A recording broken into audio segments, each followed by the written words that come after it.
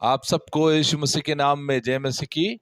परमेश्वर का धन्यवाद हो आज के एक और सुबह के लिए। प्रभु के बड़े नाम को हम बहुत बहुत महिमा देते हैं। मेरे प्रियो, हम रोमियो की पत्री का अध्ययन कर रहे हैं और हम 8वें अध्याय में पहुंच चुके हैं। 8वें अध्याय के 4थे वचन तक हमने पिछले क्लास में अध्ययन किया था। आज हम 5वें वचन से आगे सीखेंगे। तो मैं आपको बताया था कि रोमियो की पत्री को हमने 4 भागों में बांटा है, जिसमें से पहला भाग है 1 वचन से लेकर 11वें वचन तक, जिसको आत्मिक जीवन और शारीरिक जीवन के बीच तुलना करके एक पॉइंट दिया गया है। तो पहला बात हमने सीखा था कि कोई दंड की आज्ञा नहीं। दूसरा बात हमने सीखा था आत्मा में जीवन और शरीर में जीवन के बीच अंतर। आज हम तीसरा और चौथा बात सीखेंगे, वो है कि शरीर में परमेश्वर को प्रसन्न करने की कोशिश करना व्यर्थ है। और चौथा बात सीखेंगे, मसीहों को आत्मा में जीने का अधिकार दिया गया है। तो इस समय हम परमेश्वर के वचन को सीखने के लिए जा रहे हैं और मैं चाहूंगा इस समय हम लोग 5 वचन से लेकर के 8 वचन तक हम लोग पढ़ेंगे। क्योंकि शारीरिक व्यक्ति शरीर की बातों पर मन लगाते हैं, परंतु आध्यात्मिक आत्मा की बातों पर मन लगाते हैं। शरीर पर मन लगाना तो मृत्यु है, परंतु आत्मा पर मन लगाना जीवन और शांति है। क्योंकि शरीर पर मन लगाना तो परमेश्वर से बैर रखना है, क्योंकि ना तो परमेश्वर की व्यवस्था के अधीन है और ना हो सकता है, और जो शारीरिक दशा में है वे परमेश्वर को प्रसन्न नहीं कर सकता। Okay, praise the Lord. तो यहाँ पर आज हम देख रहे हैं कि शरीर में परमेश्वर को प्रसन्न करने की कोशिश करना व्यर्थ है। शारीरिक मनुष्य जो है वो परमेश्वर को प्रसन्न नहीं कर सकता। इससे पहले भी हमने आत्मिक जीवन और शारीरिक जीवन के बीच में अंतर को देख चुके हैं। तो पहला चीज आप देखिए कि क्यों शरीर में परमेश्वर को प्रसन्न करने की कोशिश करना व्यर्थ है। क्यों एक शारीरिक व्यक्ति परमेश्वर को खुश नहीं कर सकता? कारण क्या है? तो पहला कारण क्या है? क्योंकि शारीरिक व्यक्ति शरीर की बातों पर मन लगाते हैं। तो बड़े ध्यान से आप समझना कि शारीरिक जो व्यक्ति है वो शरीर के बातों पर मन लगाते हैं, ना कि आत्मा की बातों पर। तो शरीर के बातों पर मन लगाना क्या है? तो यहाँ पर हम देखते हैं पौलुस हमें यह निर्धारित करने का एक आसान तरीका देता है कि हम आत्मा में चलते हैं या हम शरीर में चलते हैं। यदि हम आत्मा में चल रहे हैं तो हमें इस बात को देखना है कि हमारा मन कहाँ लगा हुआ है। जिस तरह यीशु मसीह अपने समय में कहते थे कि जहां तुम्हारा मन रहेगा वहीं, जहां तुम्हारा धन रहेगा वहीं तुम्हारा मन रहेगा। तो आपको और मुझे अपने जीवन में इस बात को सोचना है कि हमारा मन कहाँ लगा हुआ है, हम किस चीज में हम मन लगा रहे हैं। तो यदि हम शारीरिक बातों पर मन लगा रहे हैं, शरीर की बातों पर चिंता कर रहे हैं, तो आप समझ सकते हैं कि हम शारीरिक व्यक्ति हैं। लेकिन आध्यात्मिक व्यक्ति वो होते हैं जो आत्मा की बातों पर मन लगाते हैं। तो मन जो है रणनीतिक युद्ध का मैदान है, जहां शरीर और आत्मा युद्ध करते हैं। हमारा मन जो है ये मन एक युद्ध का मैदान है, एक युद्ध भूमि है कहा जाए, जहां पर हमारे शरीर और हमारे आत्मा दोनों का अंतर्द्वंद होता है। दोनों वहां पर लड़ते हैं। और इस बात को हम अच्छी रीति से समझ सकते हैं जब हमको गलातियों की पत्री में प्रेरित पौलुस 5 अध्याय उसके 17वें वचन से आगे 17 वचन से आप देखना, तो आपको वहां पर पता चलेगा कि शरीर आत्मा के विरोध में और आत्मा शरीर के विरुद्ध में लालसा करता है। तो इस तरह हम देखते हैं कि हमारा शरीर और आत्मा ये दोनों एक दूसरे के ऑपोजिट है, दोनों एक दूसरे के विरोधी है। तो आपको और मुझे आज समझना है और हमें जानना चाहिए कि हम किन बातों पर मन लगाते हैं। यदि हम शरीर की बातों पर मन लगा रहे हैं तो बाइबल के वचन में लिखा है कि वो शारीरिक व्यक्ति है जो शरीर की बातों पर मन लगाता है। आगे हमें यह नहीं सोचना चाहिए कि जो लोग शरीर के बातों पर अपना ध्यान लगाते हैं वे केवल कुख्यात पापी हैं।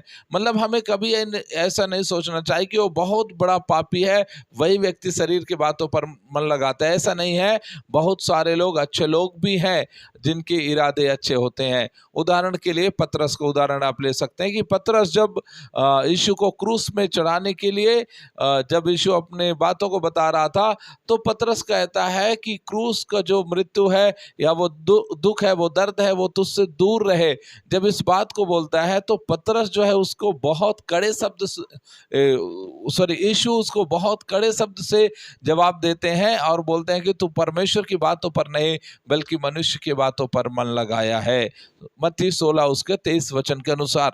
तो इस बात को जानना है कि हम शरीर की बातों पर मन लगाते हैं या आत्मा की बातों पर मन लगाते हैं, हम मनुष्यों की बातों पर मन लगाते हैं या हम परमेश्वर की बातों पर मन लगाते हैं। यहाँ पर पतरस को जब यीशु डांटे या यीशु झिड़काए तो उसके पीछे कारण क्या था? उसके पीछे कारण यही था कि वो शरीर की बातों में अर्थात वो मनुष्य की रीति पर सोच रहा था, मनुष्य की रीति पर विचार कर रहा था, मनुष्य की रीति पर वो बुद्धि लगा रहा था। इसीलिए प्रभु यीशु मसीह उन्हें डांटे कि तुम को परमेश्वर के बातों पर मन लगाना चाहिए। प्रभु जो हमारे लिए योजना बनाया है, प्लानिंग है, परमेश्वर का जो इच्छा है उस के ऊपर हमें मन लगाना चाहिए।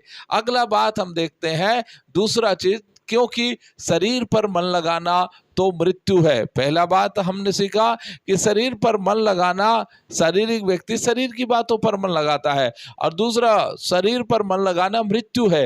अर्थात जब हमारा मन शरीर की बातों पर केंद्रित होता है, अर्थात शरीर पर जब हम मन लगाते हैं तो हम अपने जीवन में मृत्यु को लाते हैं। लेकिन जब हम आत्मा में चलने लगते हैं तब हम जीवन में शांति और जीवन को प्राप्त करते हैं, आत्मा में शांति और जीवन को प्राप्त करते हैं। तो ये आपको और मुझे आज निर्णय लेना होगा, हमें डिसाइड करना होगा कि हमको अंतिम क्या चाहिए, हमारा जो लक्ष्य क्या है, हमारा दर्शन क्या है, हमारा विजन क्या है। क्या हम मृत्यु को चाहते हैं आखिर में, या फिर हम जीवन और शांति को चाहते हैं? यदि हम जीवन और शांति को चाहते हैं तो जरूरी है कि हम आत्मा की बातों पर मन लगाएं, ना कि हम शारीरिक बातों पर मन लगाएं, क्योंकि शारीरिक बातों पर मन लगाने वाला व्यक्ति मृत्यु को प्राप्त करता है। हालांकि हमें झूठी आध्यात्मिकता से भी सावधान रहना चाहिए। बहुत सारे लोग क्या है, दिखावे की आध्यात्मिकता करते हैं, दिखावे की आत्मिकता करते हैं। तो इन सारी बातों से भी हमको सावधान रहना चाहिए और देखना चाहिए कि पौलुस का मतलब शरीर से है, क्योंकि यह परमेश्वर के विरुद्ध हमारे विद्रोह का एक साधन है। अब यहाँ पर ध्यान दीजिए, पौलुस सामान्य शारीरिक या भावनात्मक जरूरत के बारे में बात नहीं कर रहा है जिसके बारे में हम सोच सकते हैं, केवल उन जरूरतों की पापपूर्ण संतुष्टि के बारे में बात कर रहा है।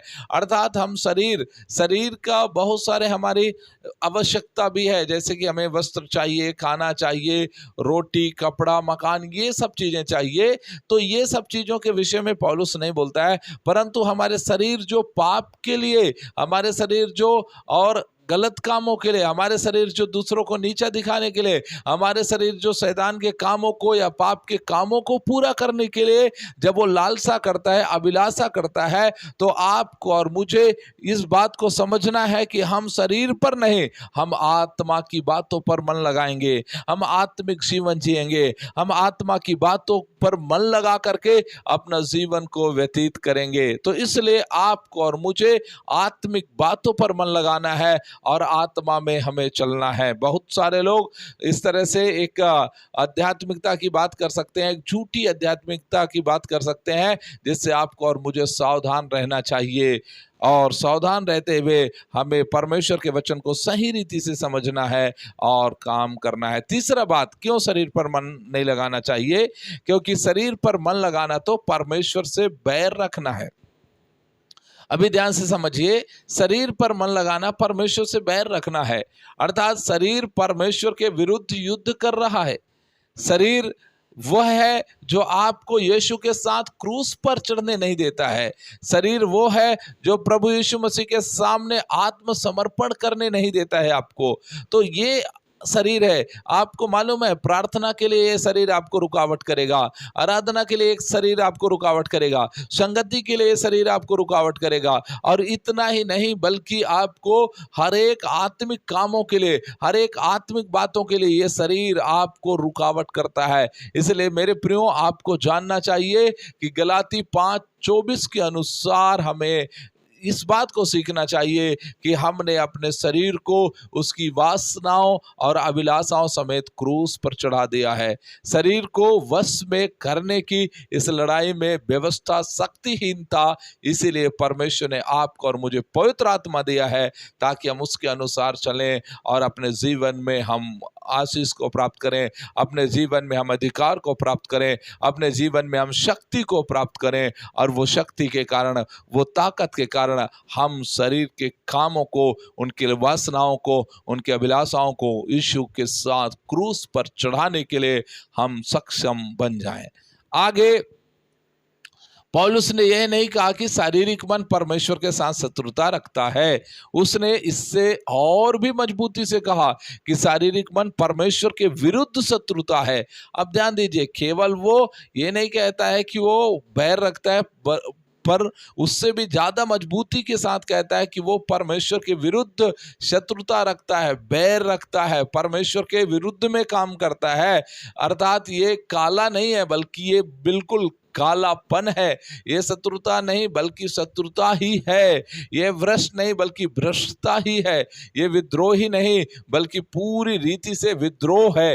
ये दुष्ट ही नहीं बल्कि दुष्टता का सेना है। या फिर इस तरह से हम समझ सकते हैं कि ये सिर्फ धोखेबाज नहीं बल्कि ये निश्चित रूप से धोखेबाज है। तो इस तरह से हम देख सकते हैं कि ये जो बैर रखना कहता है, तो जिस तरह हम सिंपल इसको समझेंगे वो उतना सिंपल नहीं है, बल्कि यदि हम देखें तो ये बहुत ज़्यादा पौलुस इस बात के लिए जोर दे रहा है कि आपको और मुझे शरीर पर मन लगाना मतलब परमेश्वर से बैर रखना है, परमेश्वर से शत्रुता करना है। तो यदि आप और मैं हम शरीर पर बैर रखते हैं तो हम परमेश्वर से शत्रुता करने के बराबर है। इसलिए मेरे प्रियो, हम शरीर पर मन ना लगाएं, हम आत्मा पर मन लगाएं। अगला बात मैं आपको बताऊं, क्योंकि ना तो परमेश्वर की व्यवस्था के अधीन है और ना हो सकता। अब ध्यान दीजिए, हमारा शरीर की बातों को कहता है कि ये तो ना तो व्यवस्था के अधीन है और ना ही हो सकता। हम ईश्वर के व्यवस्था के अधीन हुए बिना जीवन में अच्छा करने की कोशिश करते हैं। हम अच्छे कामों से ईश्वर को अपना ऋणी बनाने की उम्मीद करते हैं, यह सोचकर कि ईश्वर हमारा ऋणी है, हमारा कर्जदार है। लेकिन यह काम नहीं करता। शरीर में हम ईश्वर को प्रसन्न नहीं कर सकते, भले ही शरीर धार्मिक चीजें करता हो जिनको लोग प्रशंसा करते हैं। अब इस बात को आप समझिए कि बहुत बार हम अपने शरीर में हम परमेश्वर को खुश करने की कोशिश करते हैं। हम शरीर में ऐसा करना चाहते हैं ताकि परमेश्वर आनंदित हो जाए, परमेश्वर खुश हो जाए, लेकिन नहीं, शरीर से हम कभी भी परमेश्वर को खुश नहीं कर सकता, परमेश्वर को प्रसन्न नहीं कर सकते। यदि हमें प्रसन्न करना है परमेश्वर को, तो हम आत्मा में ही परमेश्वर को प्रसन्न कर सकते हैं।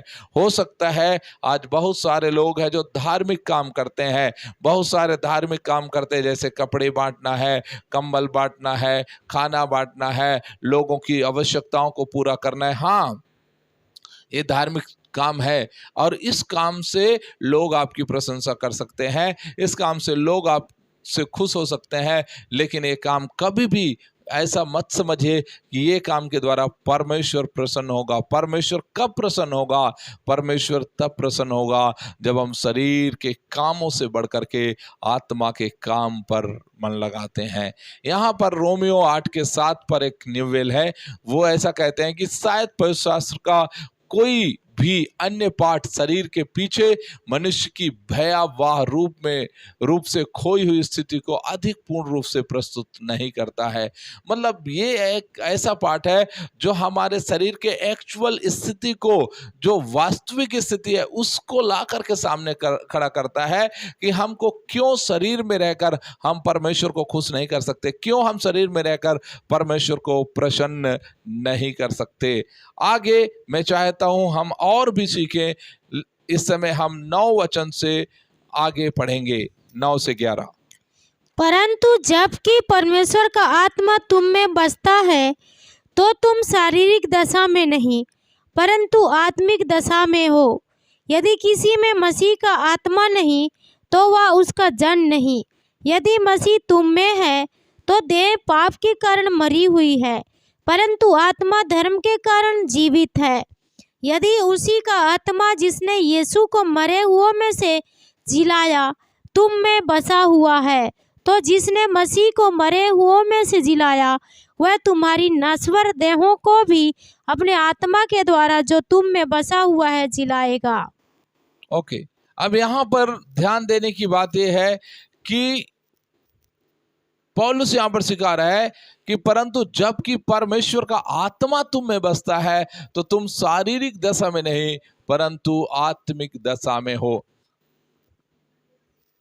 अब इस बात को समझिए कि तुम शारीरिक दशा में नहीं हो, तुम आत्मिक दशा में हो। और कब हो तुम आत्मिक दशा में? जबकि परमेश्वर का आत्मा तुम में बसता है, जब परमेश्वर का आत्मा तुम्हारे अंदर में रहता है। तो अब इस बात से आप समझिए कि प्रत्येक विश्वासियों के जीवन में परमेश्वर का आत्मा है। और परमेश्वर का आत्मा किन के जीवन में है? जो विश्वासी आत्मा में नया जन्म को प्राप्त किया है। अर्थात जब हम मसीह में नया जन्म लेते हैं तो आपको और मुझे परमेश्वर पवित्र आत्मा देते हैं। और इसलिए प्रत्येक मसीह के भीतर में शरीर के उच्चतर और अधिक शक्तिशाली सिद्धांत होता है कि हमारे अंदर में पवित्र आत्मा है, हमारे अंदर में पवित्र आत्मा है, हमारे जीवन में पवित्र आत्मा है। इसलिए बाइबल बहुत स्पष्टता से कहता है कि कोई भी पवित्र आत्मा के बिना यीशु को प्रभु करके स्वीकार नहीं कर सकता। तो यदि आप और मैं हम यीशु को ईमानदारी से सच्चे निष्ठा के साथ हम यदि प्रभु करके स्वीकार किया है तो इस बात को जानिए कि आपके अंदर में पवित्र आत्मा है। तो जब आपके अंदर में पवित्र आत्मा है तो तुम शारीरिक दशा में नहीं हो, पौलुस कहता है, बल्कि तुम कैसे हो? आत्मिक दशा में हो। तुम आत्मिक दशा में हो। अब तुम्हारा जीवन आत्मिक दशा में हो गया है। इसलिए अब शारीरिक बातों को या शारीरिक कामों को अपने जीवन का आधार मत बनाओ, बल्कि आपका जीवन का आधार आत्मिक बातें हैं, पवित्र आत्मा, परमेश्वर का वचन, ये सारी चीजें आपके जीवन का आधार है। बहुत से ईमानदार लोग अभी भी आध्यात्मिक रूप से जॉन बैप्टिस्ट के पश्चात के मंत्रालय के अधीन है। इसका मतलब ये है कि जो यूहन्ना बपतिस्मा दाता है उसकी जो सेवकाई थी उसके अधीन में है बहुत सारे लोग। आज भी बहुत सारे लोग यूहन्ना बपतिस्मा दाता के जैसा सेवकाई करते हैं। यूहन्ना बपतिस्मा दाता को देखो, उसकी सेवकाई को देखो। वो जब यीशु मसीह के पास आया यूहन्ना, और यीशु मसीह को देखकर कहता है कि मैं उसके जूती के बंद खोलने के योग्य भी नहीं हूं। और इस तरह से वो बात भी करता है और लोगों के बीच में घोषणा भी करता है कि देखो जगत का मेमना है, देखो उद्धार करता है, ऐसे करके घोषणा भी करता है। लेकिन आप उसी यूहन्ना को देखेंगे तो बाद में वही यूहन्ना क्या कहता है? बाद में वही यूहन्ना कहता है कि जाके पता करो कि जो मसीह आने वाला है वो वही है या हम किसी और का इंतजार करें। तो आपको और मुझे जानना चाहिए इस तरह से कि बहुत सारे लोग आज इसी तरह जीवन को व्यतीत करते हैं, इसी तरह। और इसमें हम देख सकते हैं कि उनकी स्थिति जो है व्यवहारिक रूप से रोमियो के 7 अध्याय के जैसा है, जिसमें हम संघर्ष की तरह हम देख सकते हैं, जहां ना तो मसीह है ना पवित्र आत्मा का उल्लेख किया गया है, बल्कि केवल एक पुनर्जीवित लेकिन अप्रकाशित आत्मा है जो कर्तव्य की भावना के तहत संघर्ष कर रहा है।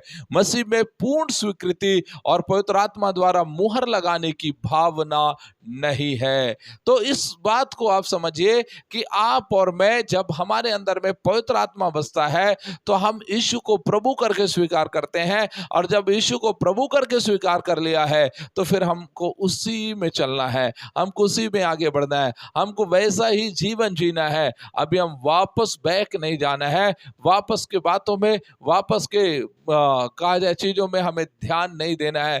जिस तरह दाऊद करके यूहन्ना बपतिस्मा दाता भी लोगों को भेजा कि जाओ और जाकर के इस बात को पूछो, उस तरह आपके अंदर और मेरे अंदर में डाउट नहीं आना चाहिए, क्योंकि हम आत्मिक दशा में हैं।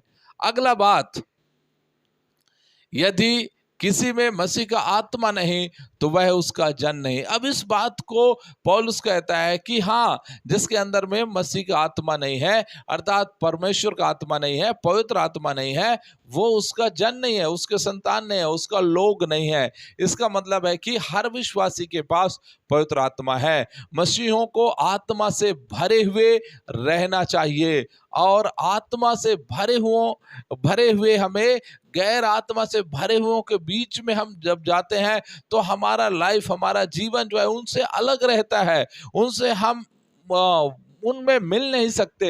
हम उनके बीच में जाते हैं तो भी हम उनके साथ एक होना मुश्किल हो जाता है। कारण क्या है? कारण हम पवित्र आत्मा से भरे हुए लोग हैं और उन लोग दूसरे आत्मा से भरे हुए लोग हैं। तो आप चर्च में भी ऐसा देखना कि हम पवित्र आत्मा से भरे हुए लोग हैं और बाकी लोग अन्य आत्मा से भरे हुए लोग हैं। ऐसा करके चर्च में कभी भी डिवाइड नहीं करना चाहिए, कभी भी बांटना नहीं चाहिए, कभी भी इस तरह से अलगाव नहीं करना चाहिए। अगर कोई व्यक्ति पवित्र आत्मा से भरा नहीं है तो वह बिल्कुल भी मसीह नहीं है, इस बात को आप जानिए। लेकिन यदि चर्च में आया है, प्रभु पर विश्वास करता है, तो जरूर आप ऐसा विश्वास करिए कि उसके अंदर में वही आत्मा है जो हमारे अंदर में है, क्योंकि हम एक साथ आराधना करते हैं, एक साथ हम गीत गाते हैं, एक साथ हम वचन सुनते हैं, एक साथ हम वचन की सेवकाई में हैं। अब दूसरी बात यह है कि हालांकि बहुत से लोग आत्मा की निरंतर परिपूर्णता में मसीह जीवन जीने से चूक जाते हैं। बहुत सारे लोग जो है मसीह जीवन जीने से चूक जाते हैं, मसीह जीवन जीने से दूर हो जाते हैं। कारण क्या है? वो उस आत्मा में निरंतर आगे बढ़ना चाहिए, उस आत्मा में निरंतरता को प्राप्त करना चाहिए, और बहुत सारे लोग ऐसा नहीं कर पाते हैं, इसलिए वो चूक जाते हैं। क्योंकि लगातार पवित्र आत्मा से भरे रहने के लिए उन्हें परमेश्वर के वचन को अपने जीवन में धारण करना चाहिए, उन्हें परमेश्वर के वचन के अनुसार जीवन को व्यतीत करना चाहिए। आपको मालूम है वो दिन जब, वो समय जब यीशु मसीह पहाड़ी उपदेश दे रहे थे, तब लोगों को सिखाया, और लोगों को सिखाने के बाद आखिरी समय में उन्होंने बोला कि यदि तुम परमेश्वर के वचन को सुनते हो और उसका पालन करते हो तो तुम उस मनुष्य के समान हो जिसने अपना घर चट्टान में बनाया है, भूमि खोद करके बनाया है, और चाहे आंधी आए, चाहे पानी आए, चाहे कोई भी शक्ति क्यों ना आए, उसे उखाड़ करके नहीं ले जा सकता। उसी तरह आप और मैं, हम यदि पवित्र आत्मा को प्राप्त कर लिया है तो अब जरूरत है हम उसमें बढ़ते रहें, हम जरूरत है उसमें भरते रहें, हम जरूरत है कि उसमें आगे बढ़ते रहें, हम जरूरत है कि हर दिन परमेश्वर की उपस्थिति में निरंतर परिपूर्णता में हम बने रहें।